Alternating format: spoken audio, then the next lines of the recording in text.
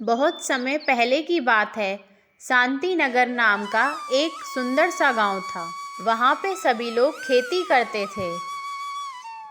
इस गांव में एक शांतिलाल नाम का व्यापारी रहता था, जो गांव के लोगों से कम दाम में अनाज लेकर शहर में ज़्यादा दामों में बेच देता था।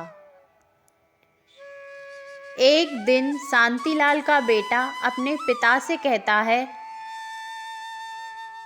पिताजी, मैंने सुना है कि एक बगल के गांव में एक अच्छी ज़मीन कम दामों में मिल रही है। मैं सोच रहा था कि आप भी उस ज़मीन को एक बार देख लें। वैसे भी हमारे पास बहुत ज़्यादा पैसे हो चुके हैं, इसलिए हमें और ज़्यादा ज़मीन खरीद लेनी चाहिए। जितनी ज़्यादा ज़मीन होगी उतना ही हमारा इस गांव में दबदबा बना रहेगा और हमारा मुनाफा भी होता रहेगा। इसीलिए तुम मेरे बेटे हो और मैं तुम्हारा बाप। बेवकूफ़ कहीं के। अगर हम सारी की सारी ज़मीन खरीद लेंगे तो क्या तुम उसमें अनाज करने जाओगे? हमारा काम है व्यापार करना, ना कि उस ज़मीन पर मेहनत करना। उस ज़मीन पर किसानों को ही मेहनत करने दो और फसल भी उगाने दो। सारी फसल उन्हें बेचने दो, तभी हम मुनाफे में रहेंगे। समझा कुछ, बेवकूफ़? पिताजी, आपने तो उनकी दुखती नस पर हाथ रखा हुआ है। एक तो वह बेचारे सीधे अपना अनाज शहर जाकर बेच नहीं सकते, बीच में नदी जो पड़ती है, और इसी का फ़ायदा उठाकर तुम उनसे कम दामों में अनाज को खरीद लेते हो। ये सब कब तक चलता रहेगा यह तो मुझे नहीं पता, लेकिन जब तक मैं ज़िंदा हूँ यह सब चलता रहेगा।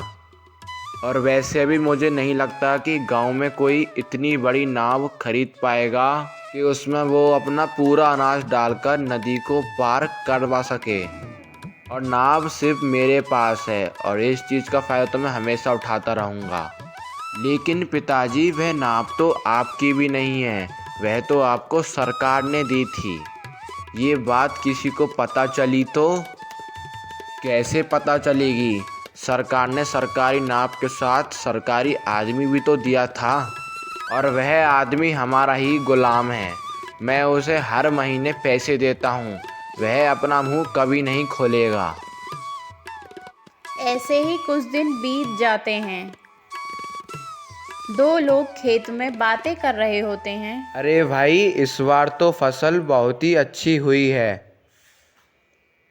गांव का दूसरा आदमी कहता है, हाँ भाई, फसल तो अच्छी आई है, लेकिन इसका कोई फ़ायदा नहीं है, क्योंकि शांतिलाल व्यापारी इसके हमें आधे ही दाम देगा। ये तुम क्या कह रहे हो? आधे दाम? हाँ बिल्कुल, तुमने सही सुना, ये हमको आधे ही दाम देने वाला है। एक दिन मेरा रिश्तेदार बगल के गांव से ही आया था और कह रहा था कि शहर में अनाज का बहुत ही ज़्यादा दाम चल रहा है, बल्कि शांतिलाल आधे से भी कम दाम में ही हमारा सारा का सारा अनाज खरीद लेता है। हो सकता है भाई वहाँ बहुत ज़्यादा दाम मिल रहे हों, लेकिन हम कर भी क्या सकते हैं? हम इतनी बड़ी नदी को पार करके इतना सारा अनाज को ले तो नहीं जा सकते हैं, और हमारे पास दूसरा कोई रास्ता भी तो नहीं है, और हमारे पास इतने पैसे भी नहीं हैं कि हम इतनी बड़ी नाव खरीद सकें। ऐसे ही दिन बीत जाते हैं और एक दिन गांव का पटवारी शांतिलाल व्यापारी के यहाँ आता है।